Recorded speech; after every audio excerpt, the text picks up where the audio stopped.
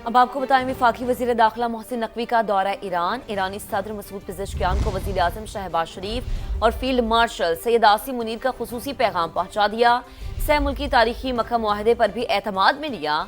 वज़ीर दाखिला मोहसिन नकवी ने ईरानी सदर मसूद पेज़ेश्कियान, वज़ीर ख़ारिजा अब्बास अरागची और ईरानी हम मनसब इस्कंदर मोमिनी से मुलाकातें की। ईरान अमरीका कशीदगी के खात्मे और इलाकाई सूरत हाल पर बातचीत हुई। दो तरफा ताल्लुकात और इलाकाई अमन के हवाले से भी तबादला ख्याल किया गया। मोहसिन नकवी ने कहा, पाक ईरान ताल्लुकात मजबूत और नाकाबिल तस्खीर हैं। पाकिस्तान दो तरफा ताल्लुकात के फ़रोग के लिए संजीदगी और आज़म के साथ आगे बढ़ रहा है। ईरानी सदर ने कहा, बरादर मुल्क पाकिस्तान के साथ ताउन वसी करने के लिए तैयार है। दो तरफा ताल्लुकात के फ़रोग से खित्ते में इस्तेहकाम और सलामती में मदद मिलेगी। सुथरा पंजाब के दावों की कलई तो समा ने खोल ही दी है। समा की पूरी टीम इस वक्त फील्ड में मौजूद है। क्या क्या सूरत हाल है ये आपको सिर्फ बताई नहीं है बल्कि दिखाई भी है, और वहां पर कोई पहुंचा है नुमाइंदों में से या नहीं पहुंचा, इस पर भी हमने बात की है। अब जरा हम बात कर लेते हैं बद इंतजामी के हवाले से। वर्कर्स की तनख्वाहें कैश में दी जा रही हैं। वर्कर्स 3-3 माह से तनख्वाहों से महरूम है। तो कासिम अरशद हमारे साथ स्टूडियो में मौजूद है, उनसे इस हवाले से बात कर लेते हैं। कासिम, किस मैकेनिज्म के तहत ये सब कुछ चल रहा है? कहीं तो तनख्वाहें दी नहीं जा रही और जहां दी जा रही हैं वहां पर भी कैश में। देखें, ये बड़े दावे किए जाते हैं कि पंजाब गवर्नमेंट डिजिटल पंजाब की तरफ बढ़ रही है, ये हो रहा है वो हो रहा है, लेकिन तनख्वाहें जब देने की बारी आती है तो जो मजमूई तौर पर जो तनख्वाहें एक तो वो इन हैंड दी जा रही हैं, यानी कैश में दी जा रही हैं। कोई डिजिटल मैकेनिज्म नहीं है, कोई बैंकिंग सिस्टम नहीं है जिसमें वर्कर्स को तनख्वाहें जाएँ। अगर तनख्वाहें दी जा रही हैं तो वैसे जो उनकी बुनियादी तौर पर जो तनख्वाह है वो 37,500 रुपये है, जबकि जो तनख्वाह उनको दी जा रही है वो 20 से 25,000 रुपये तक कैश में तनख्वाह दी जा रही है। और पंजाब के मुख्तलिफ अजला जिसमें हुजरा शाह मुकीम है, कामोकी का इलाका है, फिर इसके अलावा डीजी खान का इलाका है, यहाँ पर 3-3 माह से, यानी आप तसव्वुर कर सकते हैं कि आज के दौर में 3-3 माह से वो वर्कर्स जो हैं, जो कि सुथरा पंजाब अथॉरिटीज़ के वर्कर हैं, उनको 3-3 माह से तनख्वाहें नहीं मिली। किस तरह से वो अपने घर का गुजर बसर कर रहे होंगे, किस तरह से वो सारी सूरत हाल कर रहे होंगे। दूसरा, जो उनके ड्यूटी आवर्स हैं वो 8 घंटे नहीं हैं, वो तकरीबन सुबह से लेकर रात तक कोशिश कर रहे होते हैं, लेकिन वर्कर्स जो है वो इंतहाई इस सिचुएशन में मायूस भी हैं, मुश्किल में भी हैं। 3-3 माह से उन्हें तनख्वाहें नहीं मिली, और जो तनख्वाहें उनको मिलती हैं उसमें बेपनाह कटौतियाँ होती हैं अपने नाम पर। उनको बैंकिंग सिस्टम में कहीं पे वो नहीं है, जो वर्कर्स हैं इनको किसी तरह तनख्वाहें नहीं मिलती। फिर कैसे जो है वो सुथरा पंजाब जो है वो पूरी तरह से पंजाब को सुथरा कर सकता है, क्योंकि वर्कर्स में मायूसी है। वर्कर्स कहते हैं कि कोई सुनवाई नहीं होती, अगर वो एहतजाज करते हैं तो उनको नौकरियों से निकाल दिया जाता है। और आपको मैं बताता हूं कि इन्होंने एक मुनफरिद एहतजाज भी किया कि कूड़ा सड़कों पर रख कर भी एहतजाज किया। अपने जो कूड़े के जो ट्रालियां हैं, जो इनके रिक्शे थे, वो सड़कों पर रख कर एहतजाज किया। और उनके साथ क्या हुआ, जिन्होंने एहतजाज किया उनको नौकरियों से हाथ धोना पड़ा।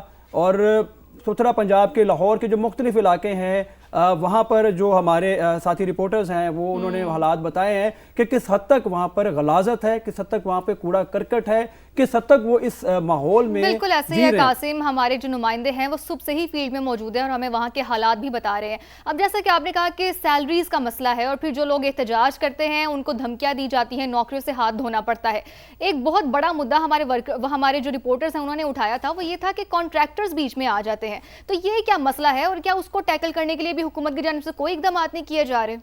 देखिए, बुनियादी तौर पर मैं आपको एक बात बताऊं कि शिकायत गई हैं, इस पे इंक्वायरी भी उस तरह से नहीं हुई, लेकिन सबसे बड़ा जो बुनियादी सिस्टम है वो ये है कि अगर ये वर्कर्स जो कि काम कर रहे हैं, जो कि उजरत के तलबगार हैं, कि उनको बर वक्त उनकी उजरत मिले, क्योंकि जो साफ़ सफाई करने वाला होता है वो वैसे ही बड़ा जो है वो कोशिश कर रहा होता है कि वो एक नेक काम के लिए कोशिश कर रहा होता है। लेकिन ऐसे वर्कर को जब 3-3 माह तनख्वाह ना मिले, और वो भी इस इन्फ्लेशन के दौर में, इस महंगाई के दौर में, कि जब तनख्वाहें उनके घरों में चूल्हे नहीं जल रहे, लेकिन वो सड़कों पर सफाई करने के लिए सुबह सूरज निकलने से पहले पहुंच जाते हैं और रात तक वो वर्कर्स काम भी कर रहे होते हैं, लेकिन उनको तनख्वाहें नहीं मिलती, कटौतियां होती हैं। कोई ऐसा मैकेनिज्म बिल्कुल है ही नहीं कि उनके बैंक अकाउंट्स बने। जिस तरह से आप कह रहे हैं कि कोई मैकेनिज्म नहीं है, तनख्वाहों से महरूम है लोग, घर का चूल्हा कैसे चलेगा? जाहिर सी बात है, काम करेंगे तो घर चलाएंगे, लेकिन ये सिस्टम ही अब यहाँ पर हमें नज़र नहीं आ रहा।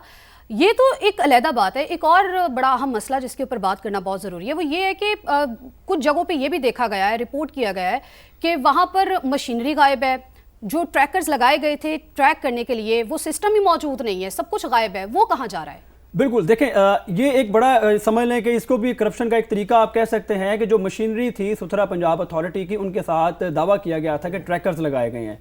ٹریکر ٹریک کریں گے کہاں کہاں کیا کیا صفائی ہو رہی ہے. تو ذرائع ہمارے یہ انکشاف کرتے ہیں ان جو ٹریکر جو تھے وہ غائب کر دیے گئے اور یہ ڈیجیٹل طریقے سے جو ہے نا فراڈ کرنے کی کوشش کی گئی اور ظاہر کیا گیا کہ جی بہت کام ہو رہا ہے بہت کام ہو رہا ہے. لیکن کیا کام ہو رہا ہے وہ ہمارے ساتھی رپورٹرز نے بتایا, لاہور کے مختلف علاقوں میں بتایا. یہ لاہور شہر کے حالات ہیں کہ یہ دعویٰ کیا جاتا ہے کہ پورا ستھرا لاہور ہے. لاہور تو میٹرو سٹی ہے, 1.25 کروڑ کی آبادی والا لاہور ہے جہاں ہر گلی میں دودھ کی نہریں بہہ رہی ہیں. لیکن یہاں پر صورتحال یہ ہے کہ کسی بھی علاقے میں چلے جائیں لوگ اپنے گھروں سے باہر نہیں نکل سکتے بدبو تافن کی وجہ سے. اور ایک اور چیز ہے, ستھرا پنجاب اتھارٹی جو چھوٹی ڈرین ہوتی ہے یہ اس کی ذمہ دار ہوتی ہے کہ یہ ان کو ڈیسیلڈنگ کرے, وہاں سے اس کو صاف ستھرا کرے تاکہ لوگوں کے لیے گزرنا آسان ہو. لیکن یہاں پہ کیا ہوتا ہے کہ یہ جو ملبہ ڈالتے ہیں دوسرے محکموں پہ کہ یہ جی ان کا کام ہے, یہ ان کا کام ہے, جبکہ یہ بنیادی طور پہ ستھرا پنجاب اتھارٹی کا کام ہے کہ جو علاقوں میں گلی محلوں میں گھر ہوتے ہیں, جو گلی محلوں میں لوگ رہ رہے ہوتے ہیں, ان کے جو چھوٹے ڈرین ہیں ان کو کلین کرنا بھی ان کی بنیادی ذمہ داری ہے.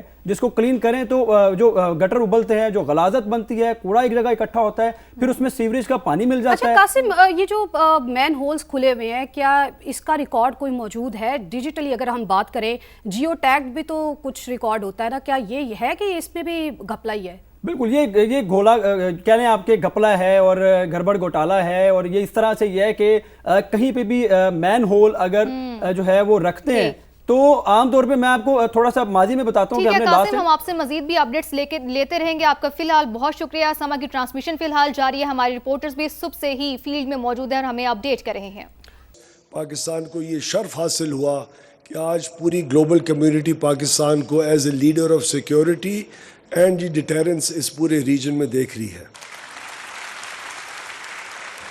پاکستان کا انرجی کا جو سیکٹر ہے اس میں 2 لاکھ لوگ تقریباً کام کرتے ہیں.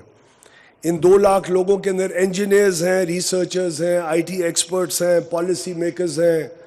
اس کے اندر اکیڈیمیا ہے, یونیورسٹی کے اسٹوڈنٹس ہیں جو کنٹریبیوٹ کرتے ہیں. اور ان 2 لاکھ لوگوں کے پاس بہت انوویٹیو اور اچھے آئیڈیاز ہیں.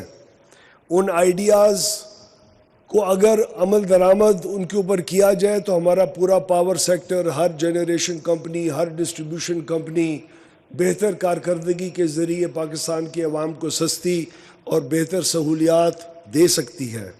بدقسمتی سے کوئی انسٹیٹیوشنل سپورٹ اس قسم کی انوویشن کو نرچر کرنے کے لیے آج تک پاکستان میں نہیں اس کا کسی قسم کا میکینزم بنا. یہ اگر انسٹیٹیوشنل سپورٹ ہو, ان کی انکریجمنٹ ہو, وہ آئیڈیاز کو آئیڈینٹیفائی کر سکیں, اس کے اوپر پہ ریسرچ ہو اور اس کو اگر امپلیمنٹ کیا جائے تو پاکستان کا پاور سیکٹر آج سے کہیں زیادہ بہتر طریقے سے فائدہ پہنچا سکتا ہے. یہ national power sector innovation programme جو آج لانچ ہونے جا رہا ہے یہ پہلا پروگرام ہے آف دا سارٹ. ایک ڈیجیٹل پلیٹ فارم ہوگا, اس میں اس پلیٹ فارم کے ذریعے آپ اپنے انوویٹیو آئیڈیاز دیں گے. آئیڈیاز کو ریکگنائز کرنا اور اس کو آگے لے کے جانا بہت اہم ہے اور ہم اسی کے ذریعے ان کو مینٹور کریں گے, ان کو گائیڈ کریں گے. ان کے آئیڈیاز کے باقاعدہ ٹرانسپیرنٹ مقابلے ہوں گے. 3 کروڑ روپے ہر سال پرائم منسٹر صاحب اس انوویشن پروگرام میں جیتنے والے جو کنٹیسٹنٹس ہوں گے ان کو 3 کروڑ روپے کے نہ صرف انعامات دیے جائیں گے بلکہ جو جیتیں گے ان کے ان پروگرامز کو امپلیمنٹ کرنے کے لیے ہم اپنے اداروں کے اندر اگلے 3 سال کے اندر 1 ارب روپے پرائم منسٹر صاحب کے اس پروگرام کے ذریعے رقم مختص کی گئی ہے تاکہ ان پورے پروگرامز کو عملی جامہ پہنا سکیں. میں آپ سب کو انوائٹ کرتا ہوں, یوتھ کو, پاور سیکٹر کے پروفیشنلز کو, اکیڈیمیا کو, کہ وہ اس کے اندر بھرپور حصہ لیں. اور یہ ایک پروگرام کا محض آغاز پرائم منسٹر صاحب نہیں کرنے جا رہے, یہ ایک نیشنل موومنٹ ہے. آپ کی انرجی کو ٹرانسلیٹ